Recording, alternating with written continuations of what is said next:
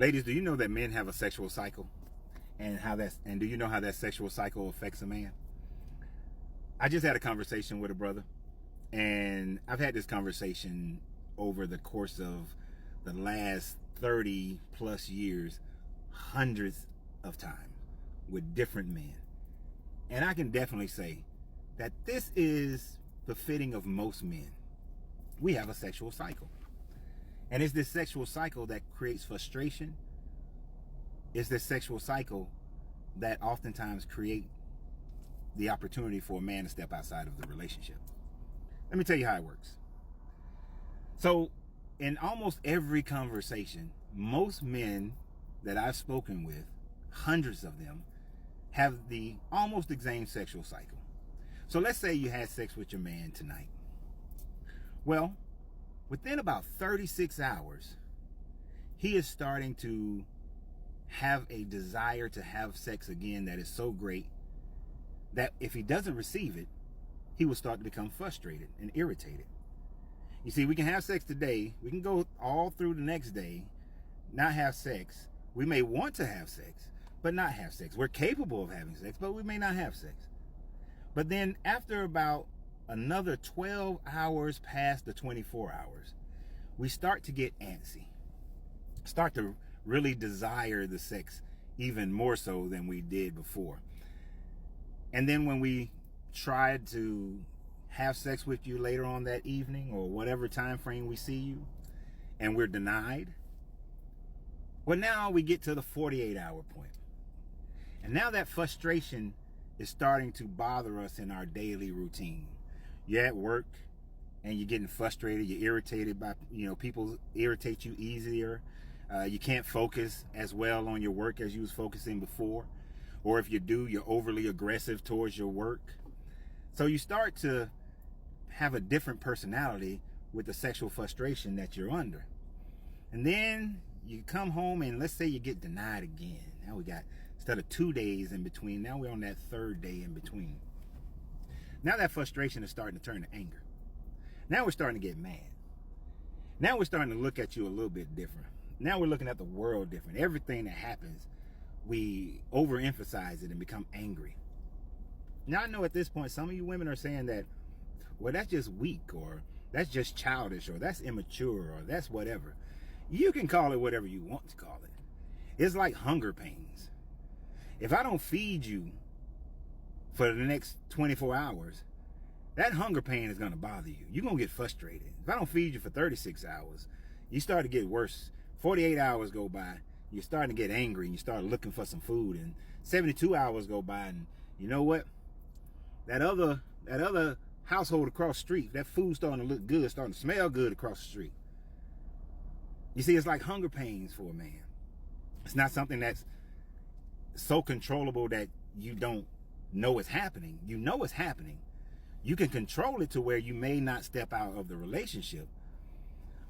But every time you're walking down the street, somebody else's food is looking good. Every time you go to work, that food at work that wasn't looking good before, that food that looked like it might have a little cat hair on it, you don't mind the cat hair no more. It's starting to look a little better to you. 4 days go by, 5 days go by. Somebody that you would have never considered nor thought about, all of a sudden they look more appealing to you.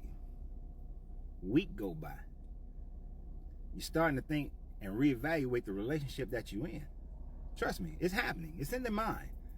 Now, they may not say anything to you, may fuss at you, or they may not say anything at all. They might even come across as being angry towards you, and you ask, what's wrong with you? Most men, this is where men are at fault. Lie. I ain't nothing wrong with me. Shit. I'm sexually frustrated. That's what's wrong with me. We ain't had sex in a week. That's what's wrong with me. I'm sitting up here walking around with an erection for no freaking reason whatsoever. That's what's wrong with me. Why are you even with me if you don't even find me attractive enough that you can't give me 30 minutes of your time of intimacy? See, most men don't say nothing, and then they just go on. And then you have sex and you feel a little better after a whole week. Then the cycle starts over again. And if you go through that cycle and another week go by and you don't, until you have sex, After months and months of that, and for some men years, all of a sudden, that man is in the right place at the right time to do what people consider to be the wrong thing. And that's when, as we used to say in the Marine Corps, old Susie Mae Rottencrotch started looking good, smelling good. Whatever we thought was unappealing to her becomes more appealing. We don't really care about her attitude. We don't even care about forming a relationship with her. We just want to get satisfied. We just want somebody who says, you know what? I find you attractive and I want to make love to you.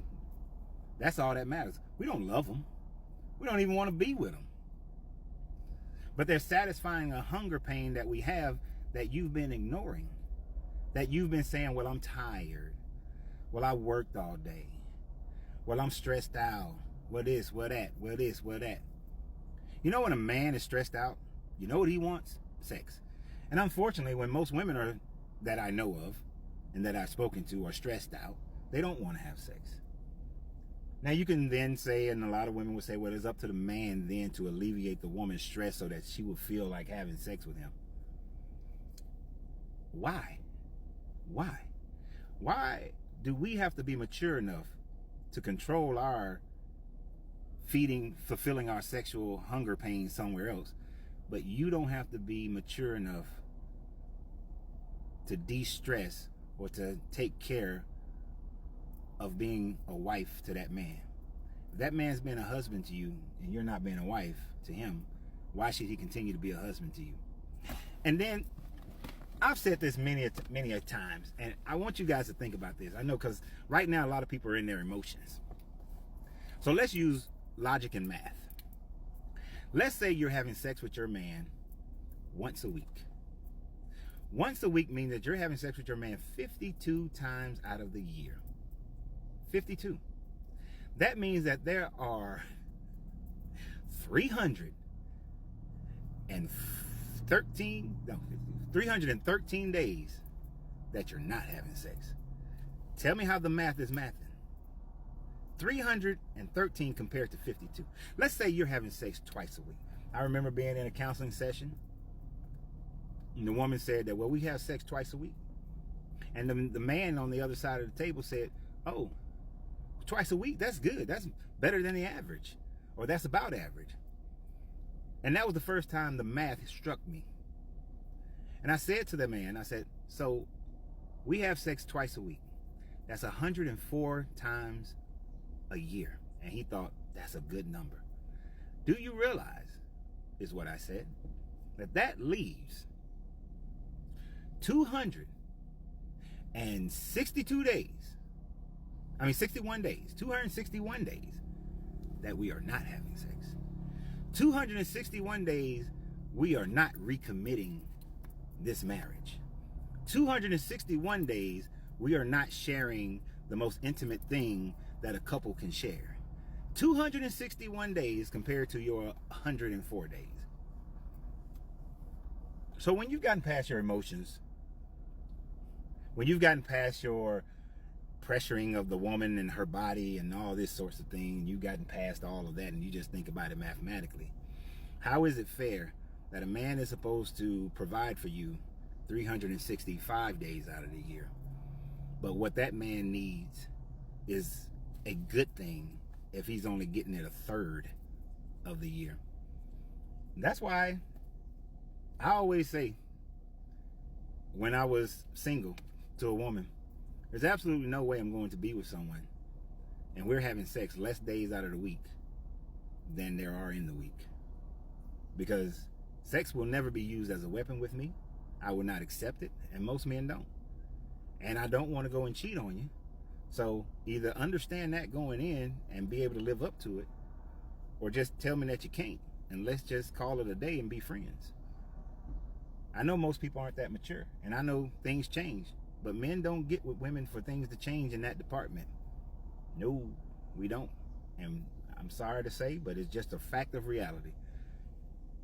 If you can't deal with it, then you can't deal with it. That's why I tell my girls, find somebody who's on the same sexual level you're on, and not find somebody who's on a different one than you're on.